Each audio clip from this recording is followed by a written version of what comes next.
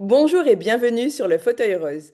Aujourd'hui, nous traversons l'Atlantique, direction le Canada, mon pays de cœur. J'ai l'honneur d'accueillir Mélie. Elle est autrice de trois ouvrages qui sortent un peu de sentiers battus et trois autres ouvrages en cours de publication durant l'année 2026. Mélie, bonjour et bienvenue à toi.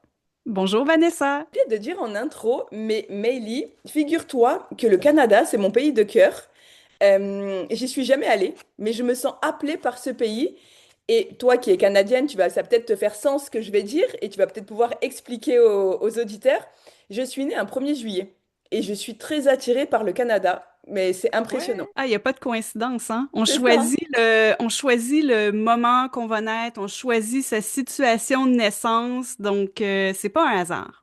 Ah, ben, j'espère que que tu nous en diras plus. D'ailleurs, on a une petite surprise pour vous qui nous écoutez. Meili vous a réservé, enfin, Meili et moi, mais c'est Meili qui a travaillé. On vous réserve une petite surprise à la fin. Donc, restez bien jusqu'à la fin. On va vous dévoiler tout ça. Donc, Meili, ben, écoute, je vais te laisser faire ta propre présentation si tu le veux bien. Ben, moi, je l'ai fait dans les grandes lignes. Donc, je t'en prie, je te laisse le micro. Moi c'est Millie, je suis médium de vie antérieure, lectrice akashique, autrice spirituelle, comme tu l'as dit. Et puis, ça n'a pas toujours été mon cas. Je viens pas du tout du milieu spirituel. Dans la vingtaine, j'ai travaillé comme directrice de com dans le milieu artistique à Montréal, un milieu que j'ai adoré, beaucoup, beaucoup avec la communauté LGBTQ, beaucoup, beaucoup je travaillais pour un diffuseur de spectacles, là, beaucoup de trucs weird. Puis moi, c'était comme ma petite tribu, là. J'aime tout ce qui est weird, hors norme. Donc, ça préparait un peu le terrain, si tu veux. Et après ça, quand j'ai eu ma fille, j'ai été appelée à transitionner vers une nouvelle carrière. Et pendant toute ma trentaine, j'ai été traductrice et réviseur. C'est un métier que je pratique encore un petit peu, mais beaucoup moins. Et après ça, dans la quarantaine, ben, je suis devenue médium et à ma propre surprise. Et en fait, ben, ce qui s'est passé, c'est qu'en ayant eu ma fille, le point de déclic, c'est que quand elle avait 4 ans, elle faisait des crises, mais moi, je trouvais ça très, très difficile de pas avoir le contrôle, de me sentir hors de moi, hors de contrôle. Puis à un moment donné, je me suis mise à lui crier après et je me suis vue. C'est comme si j'étais à l'extérieur de mon corps et je me suis vue et je me suis vue comme devenir un monstre. Qu'est-ce que c'est que ça? C'est pas l'exemple que je veux donner à mon enfant. Je veux donner un exemple de mère qui est sage et tout. Donc, ça a été un grand déclic qui m'a amené vers la méditation pour être une meilleure personne. Et c'est là que je me suis mis à écouter des podcasts, à lire des livres, à être appelée par plus grand que moi. Et j'ai fini par écouter un podcast de Oprah avec un médium de vie antérieure qui s'appelle Ainsley McLeod. Et tout résonnait avec moi et ça me donnait envie de communiquer avec mes guides d'âme. Puis il disait que dans son livre, ben, il explique comment est-ce qu'on peut communiquer avec ses guides d'âme. Moi, je suis comme, oui, oui, oui, je vais le faire. J'achète son livre. Je m'y mets. Ah, j'étais pas bonne. Quel fiasco! Mais je suis une personne de très déterminée, donc j'ai persévéré. J'ai essayé plein de techniques. Je me suis mise à me former. Je me suis mise à me trouver une mentor. Je me suis mise à participer à des cercles de guidance entre initiés, entre personnes qui prenons un cours. On se teste les uns pour les autres, voir comment nos capacités évoluent. Puis, ben là, c'était rendu qu'on avait une petite fiche à remplir pour chacun quand on s'auto-évaluait. Puis, une des questions que la professeure voulait qu'on réponde pour chacun, c'était est-ce que tu serais prêt à avoir Est-ce que tu considères que cette personne-là est professionnelle? Est-ce que tu serais prêt à payer et tout pour faire ça? Puis tous les gens me disaient, mais tu sais, Mélie, t'es vraiment niveau professionnel. Moi, j'ai des lectures, j'ai des tirages de tarot et tout, puis toi, c'est même niveau. Donc, ça m'a encouragée. Au début, c'était via un profil Instagram, tout timide. Je voulais pas qu'on me trouve vraiment. J'avais marqué, ouais, on peut me contacter si jamais vous voulez un tirage, une lecture, mais j'espérais presque non. Et ben, finalement, ça ça fonctionnait.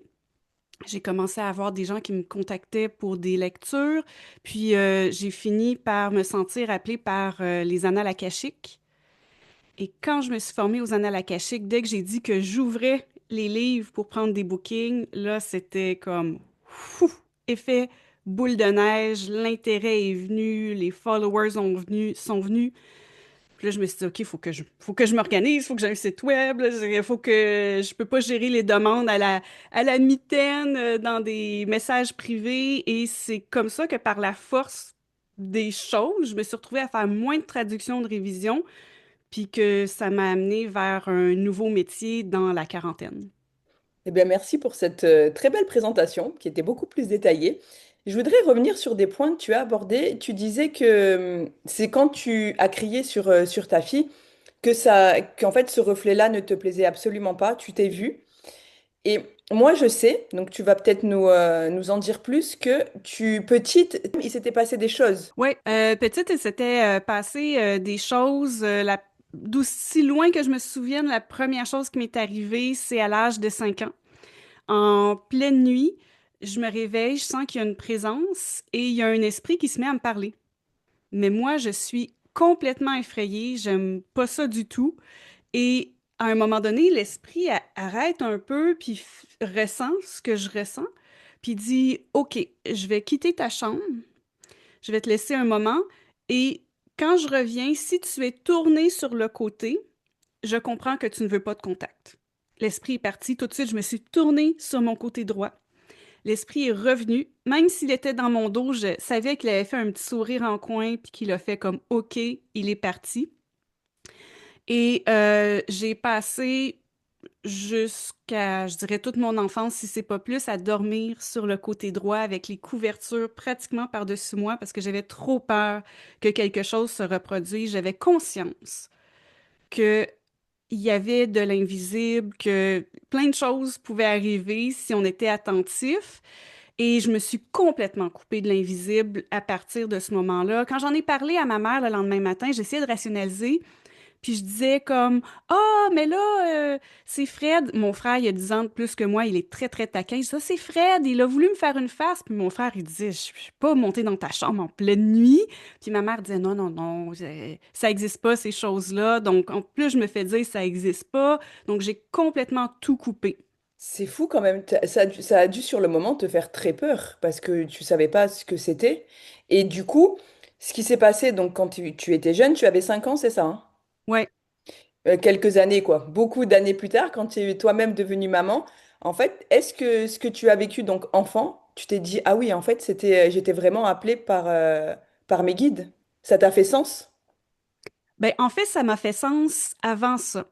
Je me suis coupée à 5 ans, puis à l'âge de 25 ans, j'ai un tout petit peu réouvert quand mon père est décédé. Parce que, comme plusieurs personnes, quand quelqu'un très proche de nous décède, ben, on a des signes. Et quand mon père est décédé, j'avais conscience que son âme était là un peu autour. Et quelques jours après qu'il soit décédé, j'ai senti sa présence dans ma chambre. J'ai senti qu'il a touché ma main et j'ai fait non. Et je savais qu'il allait tout de suite comprendre le pourquoi de ce nom. Il y a quelques années avant ça, j'avais regardé Le Sixième Sens. J'étais adulte, mais j'étais chez mes parents. Souvent, j'y allais pour des week-ends. Et j'avais regardé le film Le Sixième Sens avec mes parents. Et une fois que je suis allée au lit, j'ai été prise par une peur bleue. Complètement, là, à être en sueur, à me ronger les ongles, parce que je savais que c'était possible, en fait, qu'on entre en contact avec des esprits, avec des personnes décédées. J'avais très, très peur. En plus, j'étais dans le sous-sol et j'étais montée à la chambre de mes parents et j'ai dormi dans le lit de mes parents adultes.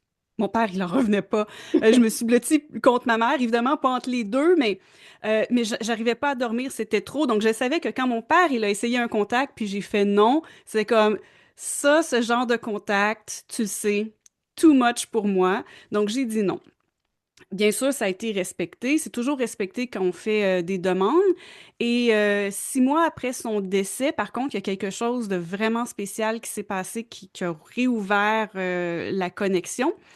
J'allais au cimetière où est-ce qu'il a été enterré. C'était proche de chez moi, je pouvais y aller à pied. Belle journée ensoleillée, merveilleux.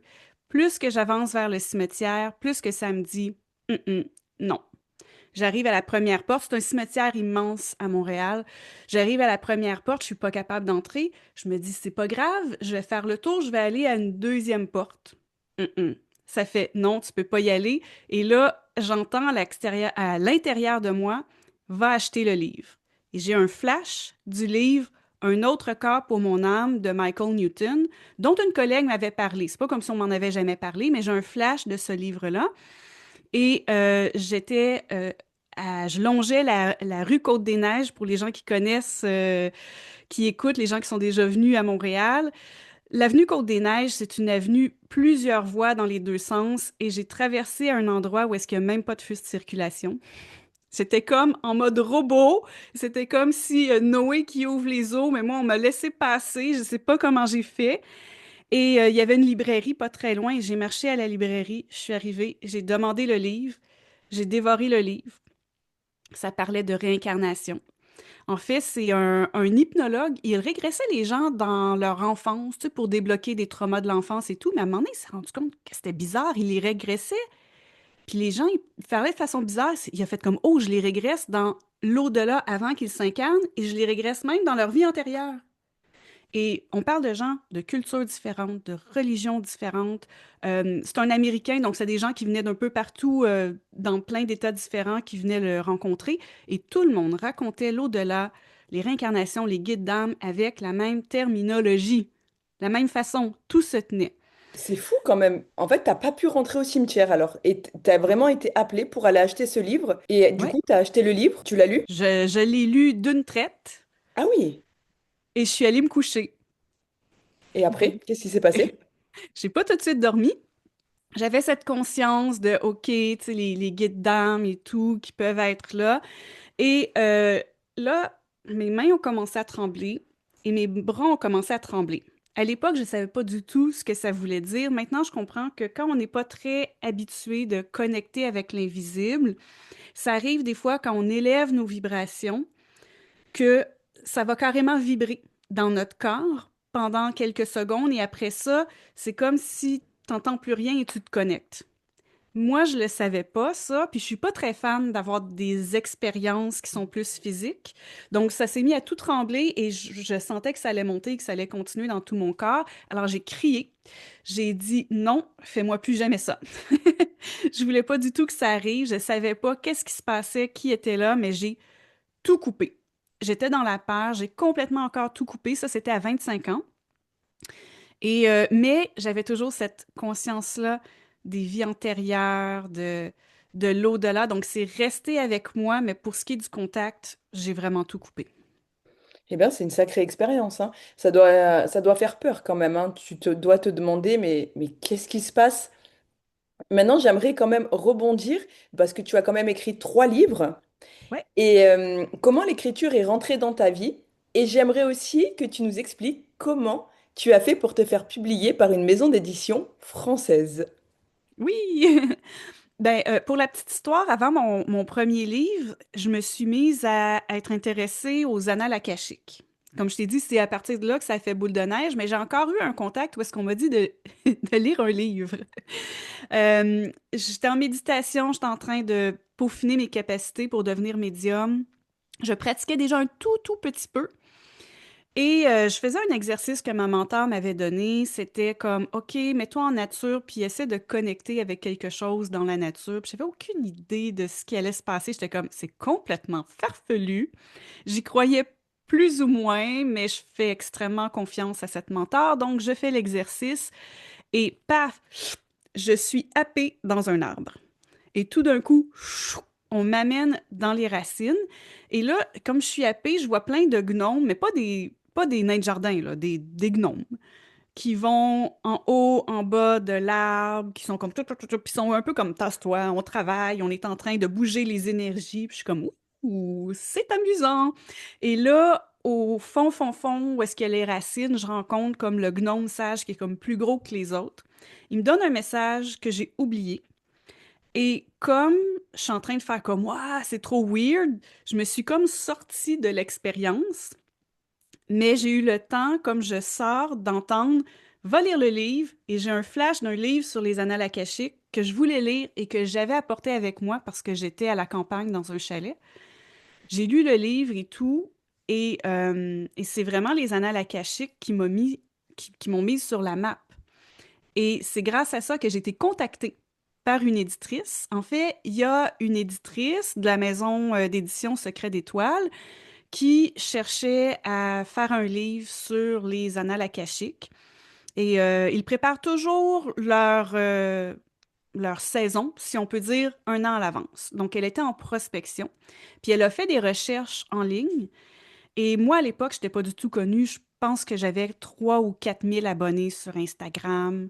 J'avais un site web, mais c'est mon ancien site web qui était un peu moins... il était professionnel, mais un peu moins joli. Et elle a flashé sur moi, elle a fait des recherches, elle aimait la façon dont je m'exprimais. Pour elle, c'est important le discernement, tu sais, le discours que les auteurs ont et tout. J'ai un côté très ben, mystique et pratique, c'est le titre de mon podcast. Tu sais, j'aime tout ce qui est spirituel, mais je veux qu'on le ramène aussi dans le côté pratique, dans notre Bien sûr. quotidien. Donc, elle a flashé sur moi. Alors, j'ai eu un message dans mes messages privés Instagram disant je suis intéressée à... Je cherche une auteure qui peut écrire un livre sur les annales akashiques. Elle ne savait pas que j'étais traductrice et réviseur, donc déjà, il y avait quand même un certain talent pour l'écriture qui était là. Elle ne savait même pas que j'avais un cours sur les annales akashiques. Donc, il y avait déjà une façon structurée que C'est fou, hein? j'enseignais. Votre Oui, rencontre était faite pour se faire finalement. ben, tu le dis, parce que ce qui est arrivé, c'est que moi, ça faisait des années que mes guides d'âme me disaient à moi, quand je les canalisais moi-même et aussi quand j'allais voir d'autres médiums, j'ai eu des séances, entre autres, avec Ainsley McLeod, que j'ai nommé, qui est comme un médium, tu sais, il est apparu à Oprah, il est apparu à Ellen aux États-Unis, tu sais, c'est comme un des top, top, top. Puis même quand j'avais des séances avec Ainsley McLeod, les guides disaient, tu dois écrire un livre. Puis à chaque fois, j'étais comme, ah non, c'est trop. Tu sais, je suis traductrice réviseur, je suis en train d'écrire toute la journée, je lis tout le temps, j'ai pas envie, à temps perdu, de me remettre à écrire, mais ça va être compliqué d'écrire un livre. Et ils arrêtaient pas de me le dire, puis j'étais comme, nah, peut-être plus tard. Puis je suis un petit peu rebelle, j'écoute pas toujours les guidances qu'on me donne, même si je sais que c'est dans mon meilleur intérêt. Et ben, en fait, ils en ont eu assez, puis ils ont synchronisé la synchronicité. Ils ont mis en place la synchronicité pour que j'ai pas le choix, en fait. Ça m'a été offert sur un plateau d'argent, faut le dire. Tu as quand même travaillé, tu avais, je Hmm. pense, aussi ce fameux syndrome de l'imposteur, parce que comme tu l'as dit tout à l'heure, tu voulais créer ton petit truc, mais tu voulais aussi qu'on ne vienne pas trop vers toi. Au Donc, je début, pense ouais. aussi que voilà, tu t'es construite et parce que tu as quand même fait beaucoup de travail, tu t'es fait accompagner par une mentor, tu as énormément lu. Donc c'est un coup de chance sans être un coup de chance. Je pense que c'est une rencontre qui devait se faire et c'est magnifique. Moi, je trouve que la rencontre avec ta maison d'édition, elle est très très belle. Oui, tout à fait. Puis tu sais, quand tu dis ah, le syndrome de l'imposteur, mais ça, c'est tellement gros quand on travaille sa médiumnité. Parce Oui. que quand on commence à canaliser, c'est comme, ben, est-ce que j'imagine tout ça? C'est-tu vraiment mon intuition? C'est-tu vraiment mes guides ou est-ce que j'imagine tout ça? Donc, imagine que la plupart des gens, à un moment de leur vie, vont expérimenter le syndrome de l'imposteur. Puis là, tu apprends à développer tes capacités médiumniques. Fait que tout ça, c'est comme amplifié, ça peut devenir très, très mélangeant. Donc oui, la confiance en soi, elle se gagne au fil des expériences jusqu'à ce que quand l'éditrice m'a contactée, la confiance, elle était déjà établie. C'est ça, tu avais confiance en toi beaucoup plus que quelques années auparavant. Je veux Oui. rebondir sur un mot que tu as dit qui m'intéresse beaucoup. Est-ce que tu crois à son propre intuition? Ah ben oui, j'y crois tout à fait. Puis à force de canaliser avec mes guides, mais les guides ils disent oui, mais on est en arrière de l'intuition. On a toujours notre libre arbitre, nous, mais les guides, ils vont nous envoyer des pensées, ils vont nous envoyer des synchronicités tout le temps pour nous aligner vers le bon chemin. On a plein d'options, on peut faire plein de choses, puis on va le voir tantôt quand on va donner la petite surprise aux auditeurs. On va le voir pour toi aussi. On a plein de choix, mais oui, c'est sûr qu'ils poussent beaucoup. C'est eux, notre intuition, en fait. Parce que moi, il y a quelque chose que je retrouve énormément et ça pourrait peut-être, je pense sûrement parler aux auditeurs. j'étais dans le domaine sportif. Mhm. À chaque fois que j'allais dans le domaine sportif, il m'arrivait toujours des soucis de santé. Rien de grave, mais qui m'empêchaient de continuer cette fameuse formation.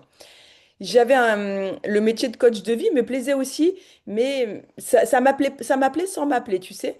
Et je me retrouve aujourd'hui à faire des interviews. Et Mhm. en fait, moi qui adore parler, habituellement, je suis méditerranéenne, tu sais, italienne, donc je parle beaucoup très vite avec les mains. Et les interviews, en fait, me canalisent. Et je trouve qu'en fait, c'est le joli entre-deux, entre le coaching sportif et le coaching de vie. Parce que finalement, j'aide les personnes à parler, à se mettre en avant, sans rentrer, tu sais, dans un coach sportif, il va rentrer en détail, il va essayer de comprendre ce qui va pas, pourquoi tu prends du poids, voilà. Et le coach de vie, il va être plus sur ta vie, hein. Et donc, du coup, j'avais pas envie d'être dans ce truc-là parce que les traumas des gens, tu vois, ça me fait du mal. Je suis hypersensible. Et c'est Mhm. comme si, tu sais, mon intuition et mes guides m'avaient dit, honnêtement, lance-toi dans les interviews. Je sais pas comment l'expliquer, mais c'est fascinant, en fait. Ce qui s'est passé avec les interviews, je trouve ça fascinant. Oui, tu l'expliques très bien. D'ailleurs, dans ton plan de vie, tu as une mission d'exploration qui fait en sorte que tu touches à tout. Ça, c'est Puis la petite surprise. ben ça fait en fait c'est pas dans la surprise mais je comprends tout à fait ce qui s'est passé en fait quand j'ai canalisé la surprise pour toi. J'ai voulu fermer le lien avec toi, puis les guides, ils m'ont dit non, tu laisses le lien ouvert pendant l'entrevue. Donc, ils m'envoient des informations sur toi pendant J'adore. l'entrevue. Donc, je peux déjà te dire, tu as mission d'exploration, tu as mission de flow aussi, et tu as envie de tout faire. Et comme tu es une vieille âme, ton âge d'âme, c'est 80% dans le niveau 8, et on va y venir après quand on va aller dans ton analyse plus en profondeur, mais ça fait en sorte que tu es une vieille âme, tu as beaucoup de talents de vie antérieure. Puis ce qui se passe dans ce temps-là, c'est que on fait pas juste une chose, un métier dans notre vie. On se sent appelé par plein de choses, puis on veut mettre tous nos talents à profit pour les autres. C'est exactement ça. Bah alors, dans le peu de choses que tu viens de dire, c'est exactement ça. C'est fou. Est-ce que tu pourrais nous donner, et après on reviendra sur notre petite surprise, les titres de tes livres qui sont actuellement publiés? Mais bien sûr, je les ai ici. Allez, montre-les-nous. Le premier livre dont j'ai parlé, c'est quand mon éditrice, elle m'a contacté pour la première fois, et c'est un livre qui aide les gens à aller connecter à leurs archives akashiques. J'essaie de montrer un peu parce que je trouve ça Il est très tellement très beau, beau, les hein. livres chez Secret d'Étoiles. Et en fait, Il est magnifique, hein. c'est ponctué de mes d'expériences de mes clients, et j'y partage ma prière akashique, toutes les techniques. Donc, il y a un côté pratico-pratique, il y a des exemples. Après ça, mon deuxième livre, c'était Les pouvoirs de la Terre. Celui-là, il m'est arrivé comme une surprise. En fait, j'étais en France, puis j'ai rencontré mon éditrice. On s'était jamais vu en personne, en vrai. Puis je pensais qu'on faisait juste se rencontrer pour le fun. Et elle m'a montré en fait, c'est une collection chez Secret d'Étoile, une collection plus rituelle. Puis elle m'a dit, ah, j'aimerais ça faire les pouvoirs de la Terre. Est-ce que ça te parle? Puis j'ai dit, oui, ça me parle. Puis elle dit, OK, bon, ben, je vais faire le contrat quand je vais revenir au bureau. C'était aussi J'adore. simple que ça. Ils sont tellement pas prises de tête, puis elle suit beaucoup son intuition aussi. Puis en fait, on a passé le dîner à parler de nos vies, puis elle a juste fait comme elle s'est levée, elle a dit, OK, on fait le contrat. Puis ensuite de ça, mon troisième qui est déjà en vente, c'est Ombre et lumière en magie, où est-ce qu'on regarde tout ce qui est shadow work et light work. On fait vraiment un équilibre entre les deux, tout ce qui est aussi guérir l'enfant intérieur, des rituels. Il y en a avec la terre, il y en a avec la lune, il y en a avec des tisanes, parce que j'aime ça les tisanes. Fait que voilà, c'est les trois livres pour l'instant qui sont disponibles, puis j'en ai d'autres qui s'en viennent en 2026, puis en 2027, on continue. J'adore. Ils sont magnifiques, tes livres, hein. À Oui, l'intérieur, tout est beau. Sincèrement, bravo à toi. Donc, ces livres-là, on peut les retrouver à la commande sur Internet. partout, j'encourage toujours les gens à aller sur leslibraires.fr en Europe ou leslibraires.ca au Canada. Comme ça, on s'assure d'encourager les libraires locaux, mais sont très faciles à dénicher. Très bien, ben, c'est une belle démarche, donc on va le noter. De toute façon, il y aura les liens en description du podcast. Comme ça, au moins, si les personnes Ouais, sont intéressées, pourront te contacter et voilà. également acheter tes livres. Donc tu en as trois autres qui vont être publiés en 2026. Oui, oui, il y en a un qui s'appelle Rituel pour situation désespérée. Donc, quand tu as une situation que tu t'arraches les cheveux et ça va de j'ai une panne de voiture, mon ordi fonctionne pas, à j'ai une grande peine amoureuse. Pour chaque type de situation désespérée, il y a des rituels, soit avec des archanges, des élémentaux, des types de guides précis. Donc, en même temps, les gens ils découvrent plein de types de guides différents puis comment communiquer avec eux. J'adore. Celui-là, il Donc, sort quand? lui, il va sortir le 22 mai en Ah, France. en France, très Oui. bien. Ben, en France, en Europe. Après Ok. ça, il faut attendre un petit peu plus tard le temps qu'il traverse l'Atlantique dans son petit bateau pour le Québec. Mais ouais, en France, c'est le 22 mai. Ah, ben, très bien. Tu mettras à jour sur ton Instagram, comme ça au moins, j'y penserai, je vais me le noter quand même, mais dès qu'il sort, fais-le nous savoir, comme ça, en C'est tout cas, sur mon un site livre. web aussi, quand on va dans Livres à venir, il y a une page pour chaque Ok, livre. Ouais, ouais. très très bien. Et t'en as un troisième? J'en ai trois en tout. Ensuite de ça, il va y avoir Être de lumière, qui aide les gens à apprendre comment canaliser leur guide d'âme. C'est quoi les différents types d'êtres de lumière, de guides et tout, puis comment les canaliser. Et après ça, il y en a un qui s'intitule Je communique avec mon animal défunt, parce que j'ai fait aussi de la communication animale, des lectures akashiques pour animaux. Donc, si une personne a des petits soucis avec son animal ou un animal décédé, je peux connecter que l'animal soit vivant ou pas. Et celui-là, c'est vraiment pour communiquer avec son animal défunt. Et je viens de recevoir, il y a quelques jours, les visuels, quelques exemples de visuels à l'intérieur du livre et la couverture. Et j'en avais les larmes aux yeux. C'est tellement beau ce qu'ils font. Donc, je pense que les gens vont avoir beaucoup, beaucoup envie de se procurer celui-là. Puis j'ai aussi deux oracles qui vont sortir. Un en juin et un en septembre. Donc, un oracle sur anges et démons et un oracle guide et lignée d'âme. Waouh. Eh ben dis donc que des beaux projets. On te Ouais. souhaite énormément que tout ça se projette encore et encore. C'est magnifique tes projets. Tu peux être fier de toi, sincèrement. C'est beau, hein. Oui, je suis fière de moi, bien sûr. Ça, c'est très, très beau, hein. Mais il faut être fier de soi. De toute façon, tout Oui. passe par nous en premier. J'aimerais rebondir sur ce que tu as dit, enfin, par rapport à ton métier. Donc, tu es médium. Et j'ai vu un petit peu ton Instagram. Tu as une façon à toi de travailler. C'est-à-dire que toi, tu n'aimes pas les gens qui nous font croire des choses qui sont complètement fausses. Donc, toi, comment tu travailles? C'est quoi ta façon de travailler, ton plus à toi? Ben, je pense que le plus de n'importe qui, c'est toujours la personnalité. Quand on est authentique, c'est ça le plus. Quand je canalise, déjà, je canalise dans la simplicité, l'amour, la bienveillance.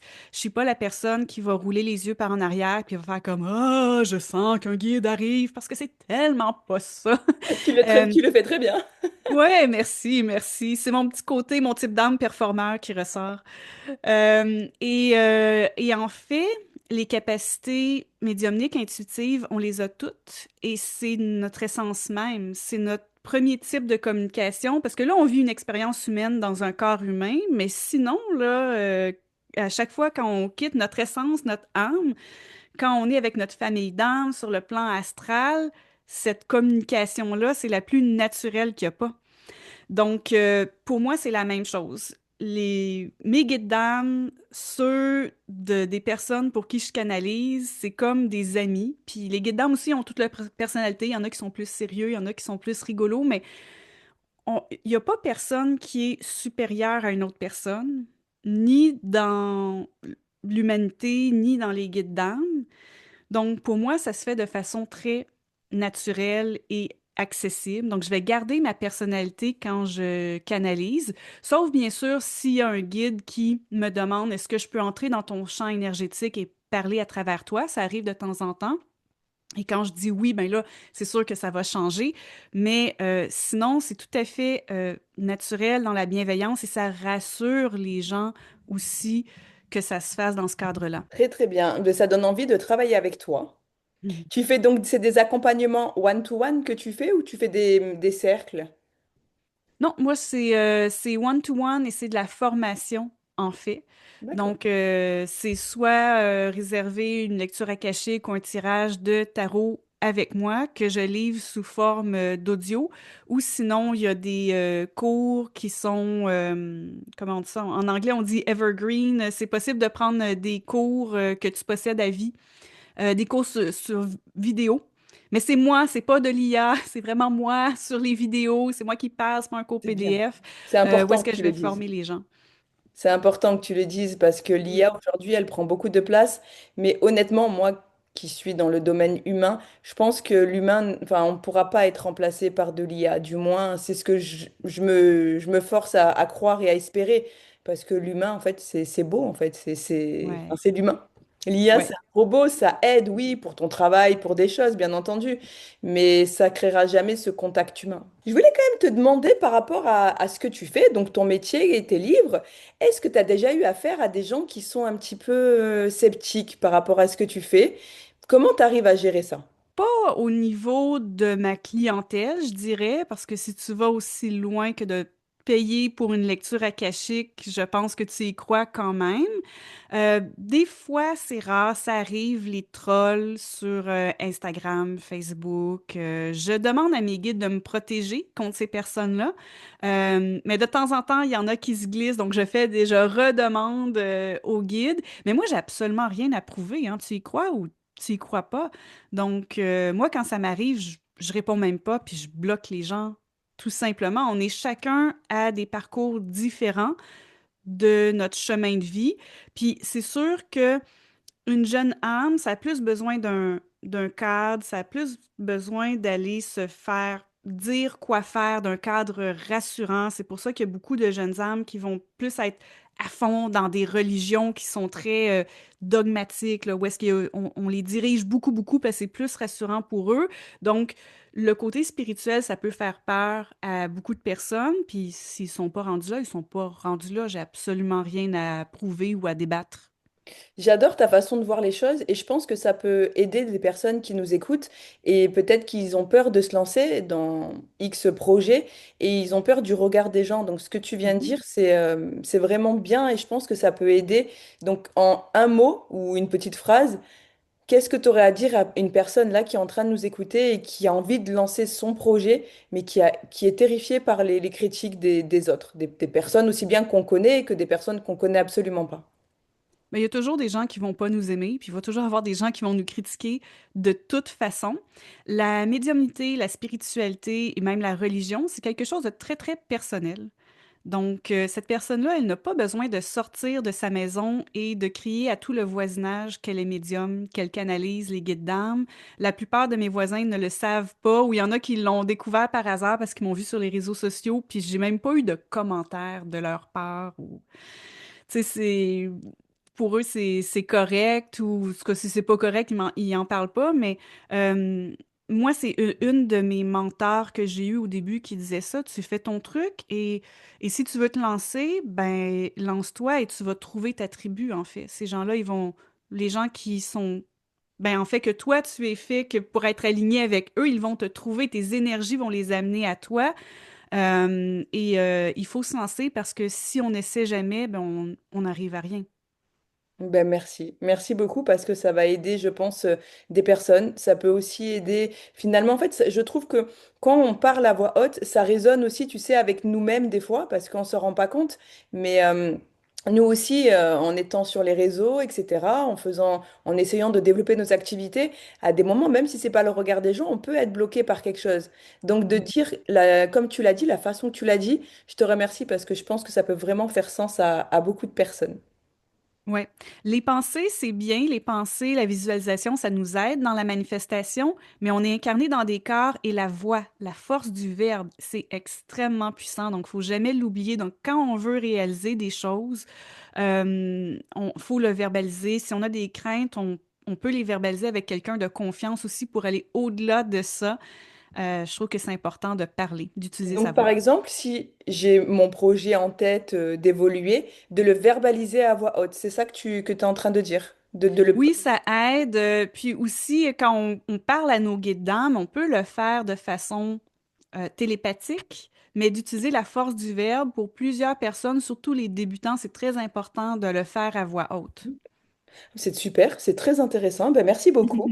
Ben, Mélie, maintenant, on va passer à notre surprise, si tu es prête. Je suis prête. Alors, la surprise, en fait, je t'ai dit que j'allais canaliser tes types d'âme, mais j'ai triché, j'ai également canalisé ton âge d'âme.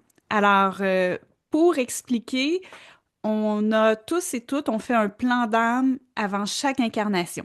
Donc, quand on est sur le plan astral, on est avec notre famille d'âme, avec nos guides d'âme, et selon ce qu'on veut venir travailler dans une nouvelle incarnation, on va aller choisir notre situation de naissance, le pays, le jour, comme on le disait, hein, pour toi, le 1er juillet, fête du Canada.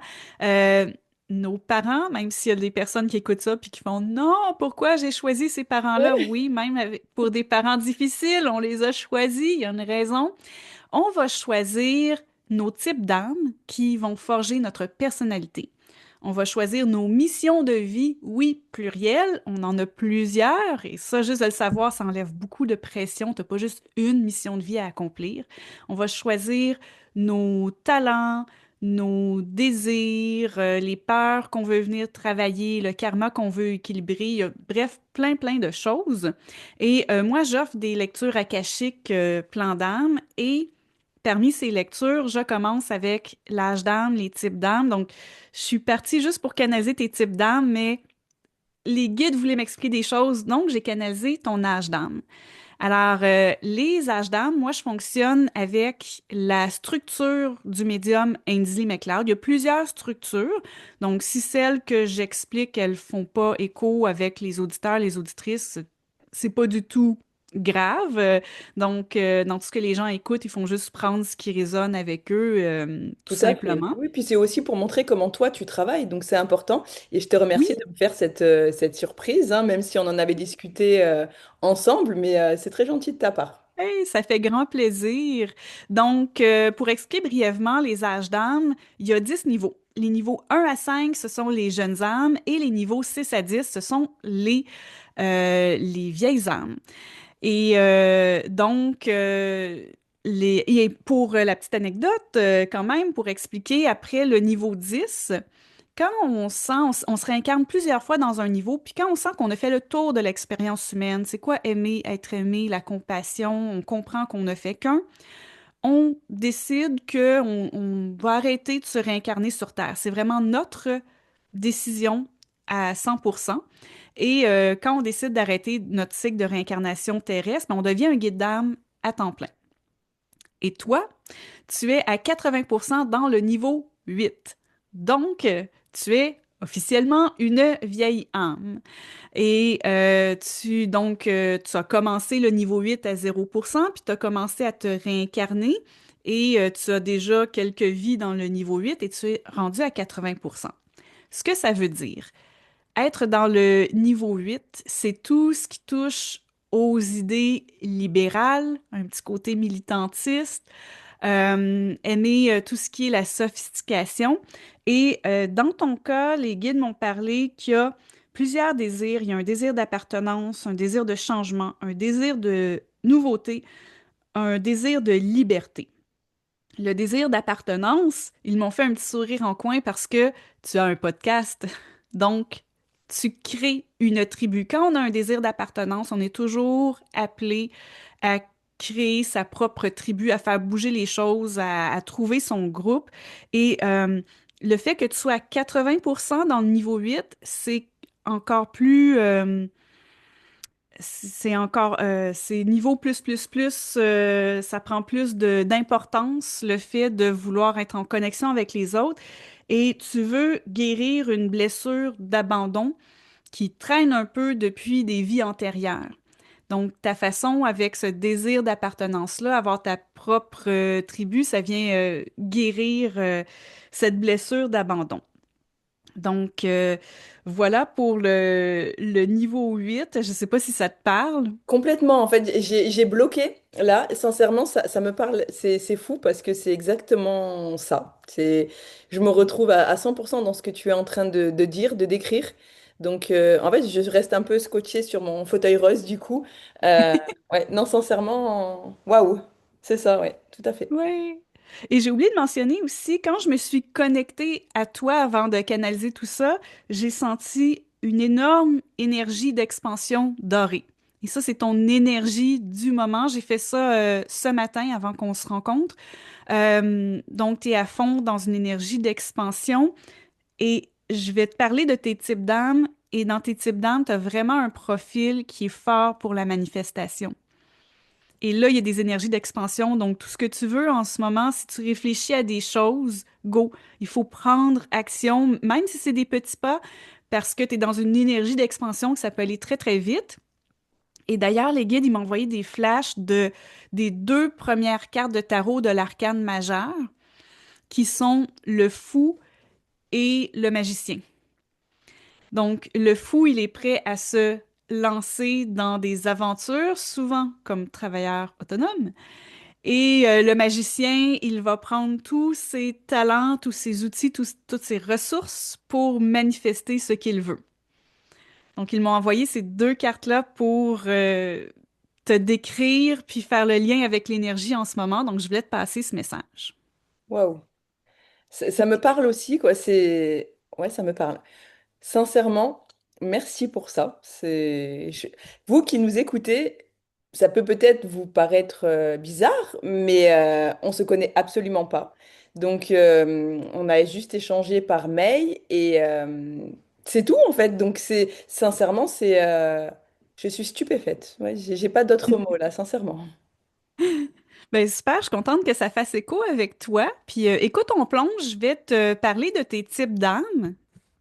Alors, je fonctionne toujours avec la structure d'Andy McLeod parce que c'est une structure que j'ai utilisée avant de devenir médium. J'ai posé les questions à mes guides, c'est quoi mes types d'âmes et tout. Puis éventuellement, j'ai booké jusqu'à 4 readings avec Ainsley pour aller confirmer tout ça. Mais un coup que je suis devenue médium, j'ai demandé à mes guides, est-ce que je peux utiliser la même structure? Ça fait tellement écho avec moi, je vois pas pourquoi j'irais m'en développer une. Ou puis ils ont dit oui, pas de problème. Donc, c'est comme OK. Donc, il y a 10 types d'âmes en tout et on en a tous et toutes environ autour de 6 à 9, mais en général, les gens en ont 8, puis toi, tu en as 8. Donc, je vais commencer avec ton type d'âme principal. C'est celui qui vient chapeauter tous les autres types d'âmes, puis c'est un peu comme la lentille à travers laquelle tu vois la vie. Et comme la grande majorité des vieilles âmes, ton type d'âme dominant, c'est le type d'âme spiritualiste. Donc, ça fait en sorte que tu es une personne qui est très axée sur le développement personnel et la recherche de sens. T'aimes aller en profondeur dans les choses. T'es pas capable de suivre des directives juste pour suivre des directives aveuglément. Puis, avec tout ton profil, il y a beaucoup le côté entrepreneur solo de moi, je vais être mon propre patron parce que moi, je veux faire des choses qui ont du sens pour moi. Oh. Ouais. Puis il y a aussi une grande curiosité avec la mission d'exploration. Ça fait en sorte que tu as une curiosité par rapport aux autres, comment est-ce qu'ils fonctionnent, comment est-ce qu'ils pensent. Mais en plus, tu es là puis tu fais des entrevues de podcast avec plein de gens. Mais beaucoup, comment est-ce qu'ils fonctionnent, eux? C'est quoi leur valeur? D'avoir cette fascination-là aussi pour les autres cultures. C'est sûr que mission d'exploration, il y a aussi le niveau littéral dont on aime voyager, on aime explorer. Souvent, on va naître dans un mix de cultures. Donc, tu viens de me dire que tu as un côté italien. Donc, ça fait tout à fait sens que tu aies décidé ça dans ton plan d'âme, de faire comme, OK, on va avoir un petit mix de cultures. Moi, je l'ai. Mon mari, il l'a aussi. Mon mari, il est laotien, puis il est arrivé en France quand il avait 3 mois, puis maintenant, il vit au Canada. Donc, tu vois un peu le... Tout à fait. Comme on dit en bon québécois, tout est dans tout. Oui, c'est ça en plus, hein. Ouais. Donc ça, c'est ton type d'âme principal, c'est le type d'âme spiritualiste. Après ça, je vais t'expliquer tous les autres. Puis ce qui est intéressant, c'est que ceux qu'on a au début, ils ont beaucoup d'importance, mais il faut pas oublier que tous nos types d'âmes, ceux-là, ils sont là pour une raison. Et selon les phases de vie qu'on a, il y a des types d'âmes qui vont plus être à l'avant-scène pour nous aider. Par exemple, moi, quand j'étais à l'école, mon type d'âme penseur, il était beaucoup plus de l'avant. parce que j'avais besoin d'être plus intello. Quand je suis devenue maman, le soignant, il est un petit peu plus venu à l'avant, même s'il est très, très bas dans mes types d'âme. Donc, selon ce qui se passe, ou peut-être qu'on vit un deuil, une maladie, peut-être qu'on commence un nouveau boulot, les types d'âme, ils vont bouger, mais ton type d'âme dominant, il va toujours tout chapeauter. Donc, toi, après le spiritualiste, tu as le type d'âme créateur. Le type d'âme créateur, il a besoin d'exprimer sa créativité. Tu as aussi besoin d'exprimer ton authenticité. Ça fait de toi une personne sensible. Tu as un talent pour l'empathie. Donc, tantôt, quand tu me disais, ah, je suis hypersensible, je rigolais un peu, j'étais comme, ouais, elle a le talent pour l'empathie. En plus, tu as le talent pour l'intuition qui fait en sorte qu'avec ta mission de flow, tu vas vraiment te faufiler dans la vie puis créer ton propre parcours avec confiance. Le type d'âme créateur, c'est ce qui te garde idéaliste aussi. C'est ce qui fait en sorte que tu vas pas être blasé. Ensuite de ça, tu as le type d'âme leader qui est extrêmement fort. Spiritualiste créateur, il y a un petit côté tête dans les nuages. Parce que le spiritualiste, tu te sens toujours connecté à plus grand que toi. Tu sais qu'il y a comme un au-delà. Tu sais qu'il y a vaguement qu'il y a les guides ou que tu te sens guidé, protégé, tout ça. Avec le type d'âme créateur, des choses qui sont abstraites, elles vont être concrètes pour toi. Tu es très sensible. Tout ce qui est les non-dits avec les gens dans la communication, tu vas être sensible à ça. Mais il y a un côté un petit peu tête dans les nuages. Et beaucoup de personnes dans leur plan d'âme, tout de suite après, en troisième, le type d'âme il est beaucoup plus dans le concret. Toi, tu as un type d'âme leader avec une mission de changement. Tu veux améliorer les choses. Je l'avais pas dit, mais c'est quelque chose de typique de quelqu'un qui est au niveau 8 aussi. Vouloir améliorer les choses. Ben déjà, niveau 8, il y a le côté idée libérale, mais militantisme aussi. Puis quand on est militantiste, c'est parce qu'on veut améliorer les choses, quoi. Et là, ils m'ont donné le côté propre employeur aussi, solopreneur pour toi. Le côté leader, il t'amène beaucoup de charisme et de sagesse. Vouloir mener les choses, améliorer les choses pour toi, mais beaucoup pour les autres. Et c'est tellement important pour toi avec le désir d'appartenance d'avoir comme ta petite tribu, tes groupes. Le leader, il a besoin d'un groupe qu'il va mener. Et ça peut prendre une tonne de forme, mais chez toi, il y a toujours ce côté-là où est-ce que des fois tu te dis, ben si je fais rien, il n'y a rien qui va se passer, donc je vais le faire. C'est ça, exactement. C'est tout Ouais. moi. Ce que tu viens de décrire pour l'instant, c'est waouh. Honnêtement, si vous nous écoutez, c'est fou. Au moins vous voyez la façon que Mélie travaille, comment elle aborde ça. Et pour l'instant, je l'ai dit en toute honnêteté, elle s'est pas trompée une seule fois. Il y a des choses que j'apprends aussi, mais qui me font totalement sens à 100%. Ouais. Et de la manière que je te parle en ce moment, je parle de la même façon quand je suis en lecture avec quelqu'un, à la différence que là, je l'ai canalisé d'avance. Et quand je suis en lecture avec quelqu'un, ben, des fois, il y a des moments de silence parce que je reçois les informations, puis je parle à mes guides, puis des fois, je suis comme, OK, mais ça, qu'est-ce que vous voulez dire? Mais sinon, c'est exactement la même chose.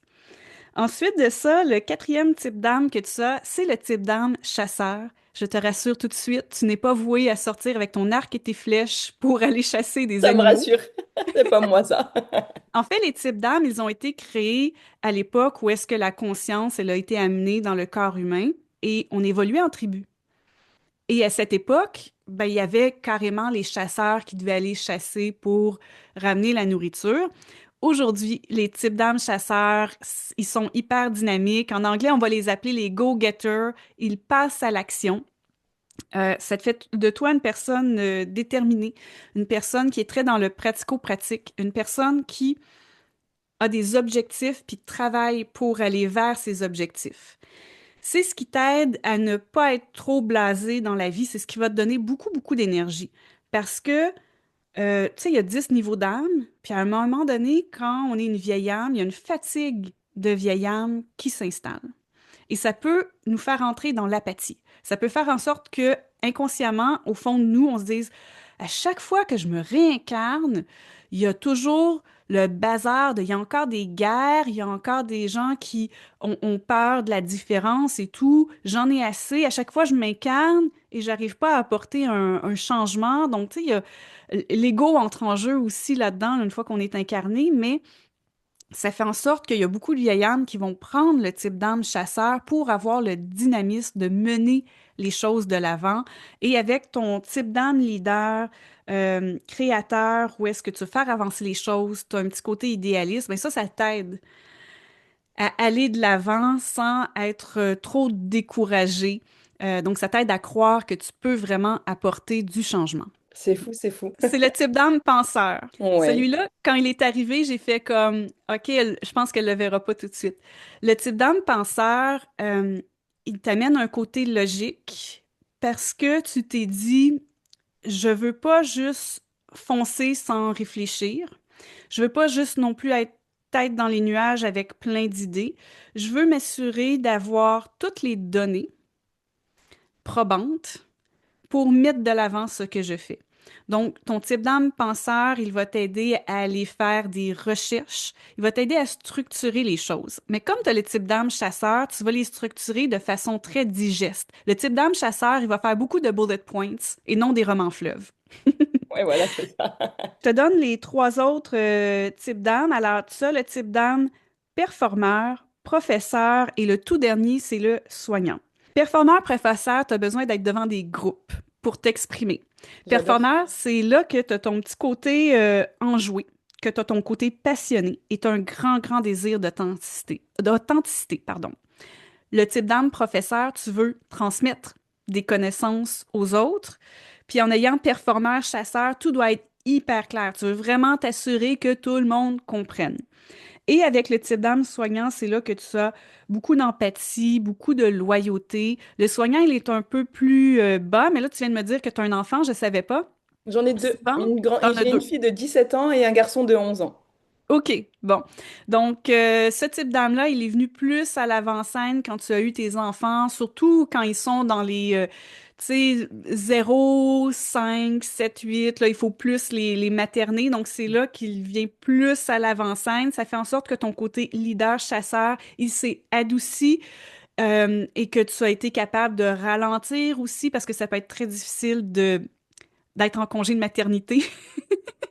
Quand on a ce mix de types d'âmes-là que tu as, c'est comme, OK, je veux passer à l'action, je veux faire plein de choses. Puis moi, j'ai un mix qui ressemble un peu. Puis au Québec, on a 1 an de congé de maternité payé. Donc, souvent, c'est difficile de faire comme je travaillerai pas du tout. Ah, mais non, mais je vais travailler quand même, je vais faire plein de projets. Le soignant, ça apporte beaucoup ton côté féminin, douceur. Je prends soin des autres. Je veux que tout le monde se sente bien autour de moi. Waouh, je ne sais absolument pas quoi dire à part merci. Et honnêtement, je me suis vraiment retrouvée dans tous ces points que tu as pu aborder.